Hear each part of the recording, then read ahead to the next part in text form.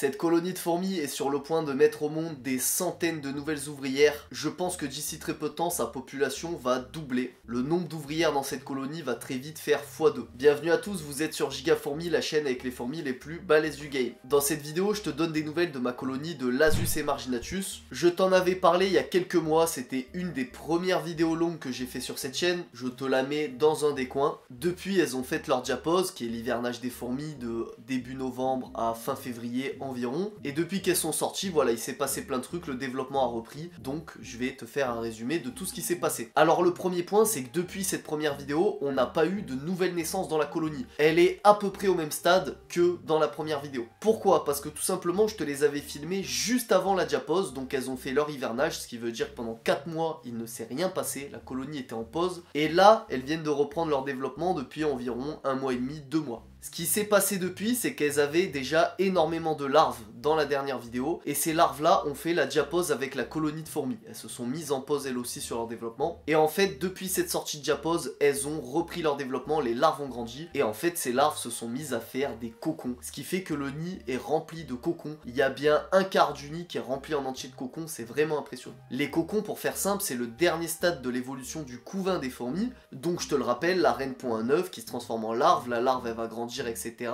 Elle va se transformer en cocon, ce qui va lui permettre de devenir une fourmi adulte qui après ne grandira plus jamais. Donc tous ces cocons là, comme je te l'ai dit dans l'intro, vont donner des nouvelles fourmis adultes, ce qui fait que la colonie vraiment est sur le point d'exploser. Alors on a encore énormément de larves, ce qui fait que des cocons, on va en avoir encore plus que ça dans les prochaines semaines, et c'est vraiment impressionnant quand on prend une vue globale, le nid est rempli à moitié de couvain quoi, vraiment la moitié du nid est rempli de couvain, même plus que ça, parce que sur les parties où il y a plein de fourmis compactées, sous elles on le voit pas bien, mais il y a aussi des cocons et des larves, donc c'est vraiment très impressionnant, et je crois qu'actuellement c'est une de mes colonies qui a le plus de couvains. Un truc sympa que j'ai observé aussi, c'est qu'on a eu une nouvelle ponte, donc on a des nouveaux œufs dans cette colonie. C'est une ponte qui vient d'être faite sûrement depuis hier, parce que vraiment la grappe d'œuf est assez petite par rapport à la taille de la colonie, donc ça veut dire que la reine vient de pondre et que le couvain va encore être alimenté, voilà, de nouvelles larves, parce que tous ces œufs là vont donner des nouvelles petites larves. En parlant de la reine, on ne la voit toujours pas, elle est cachée quelque part au milieu de cette colonie.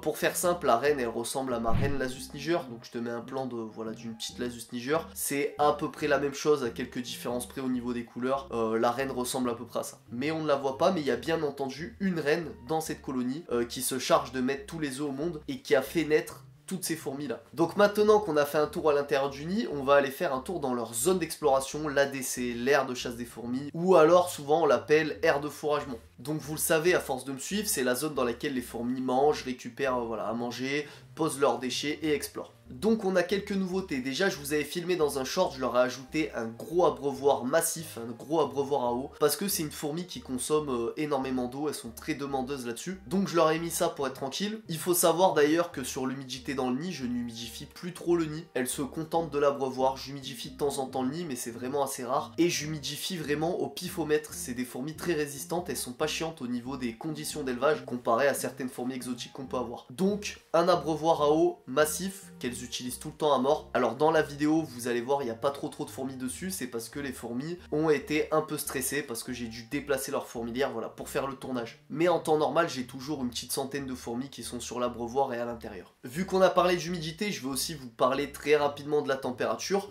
C'est une fourmi française, même européenne, il y en a dans plusieurs pays d'Europe, et donc la température ambiante lui convient, elle n'a pas besoin de beaucoup de chaleur, elles acceptent vraiment une grosse gamme de températures, donc moi je les laisse à température ambiante et ça leur suffit, elles sont très bien. Donc c'est une fourmi que je ne chauffe pas. Ensuite au niveau nourriture, elles ont toujours du liquide sucré comme d'habitude, alors je leur donnais avant dans une petite gamelle chaque semaine, alors maintenant j'ai changé de technique. Ce que je vais faire, c'est que je vais leur laisser toujours un abreuvoir à liquide sucré, parce qu'elles mangent de plus en plus, donc ce sera plus simple pour moi pour gérer ça, surtout que la colonie va encore grandir, et donc là, elles risquent de me faire passer des gros volumes de liquide sucré. Elles ont aussi toujours un pot de gelée sucré, et elles ont l'air de pas mal apprécier ça. J'aime bien en laisser un, ça permet de varier les sources de sucre en plus du liquide sucré. Et puis ensuite, on arrive dans le sérieux, dans le dur, c'est les insectes. Elles mangent énormément d'insectes, donc les insectes souvent chez les fourmis, c'est pour nourrir les larves, ça permet d'apporter des protéines à la colonie, et ça va permettre de faire grandir les larves de la colonie. Les ouvrières vont récupérer des insectes, vont absorber un peu leur chair et venir nourrir les larves avec. Donc elles sont maintenant aussi très demandeuses en insectes. Là en ce moment je suis à un insecte par jour. Donc ça commence à faire, c'est une colonie qui a 3-4 ans et du coup elle commence à passer des sacrés volumes volume de nourriture. Donc là ce que vous voyez à l'écran c'est une Red Runner. En fait ce qui se passe maintenant c'est que j'ai constamment plusieurs centaines de fourmis dans l'aire de chasse et ce qui fait que dès que je pose un insecte, j'ai instantanément beaucoup d'ouvrières qui attrapent la proie et qui se chargent voilà, de la découper, de la récupérer. Donc insectes c'est comme d'habitude,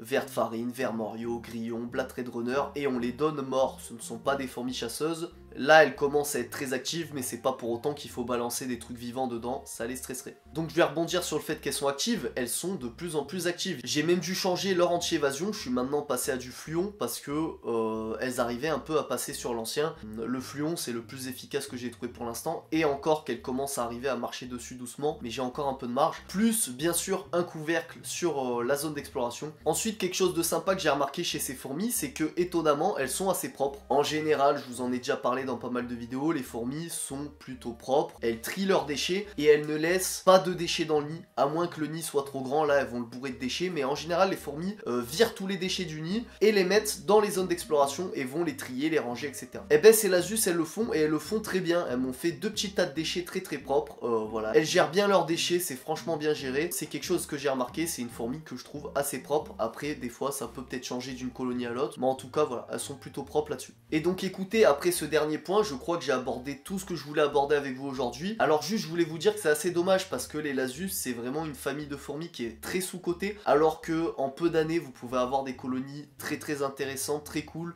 C'est des fourmis qui coûtent pas cher, qui coûtent vraiment pas cher si vous voulez en acheter. Dans la plupart des cas tu peux même les trouver toi-même très facilement. Les essaimages des Lasus sont massifs, on a des reines dans tous les sens chaque année. Suffit de se pencher par terre après une grosse pluie quand t'es sur le bon mois et t'en as vraiment de partout. Donc c'est dommage que vous soyez pas très intéressé dans l'élevage de cette espèce parce que y a pas forcément besoin d'aller taper direct dans de l'exotique ou dans des fourmis à 100 balles pour avoir un élevage stylé. On le voit avec ces fourmis qui sont vraiment actives, elles ont aussi une très belle coloration, c'est des fourmis bicolores qui ont le dos vachement rouge orangé. Moi je trouve que c'est une très belle fourmi. Je dirais que le seul gros défaut majeur de ces fourmis c'est qu'elles sont assez petites. En général vous aimez, et moi c'est pareil, on aime voir des grosses fourmis parce que c'est plus simple d'observer et c'est plus stylé, c'est plus impressionnant. Donc le défaut majeur de ces Lasus ce sont, je dirais, leur petite taille. Surtout que du coup ça en fait des fourmis qui peuvent s'évader un peu plus facilement que des espèces un peu plus grosses parce que elles pourront exploiter des plus petits interstices etc pour se barrer.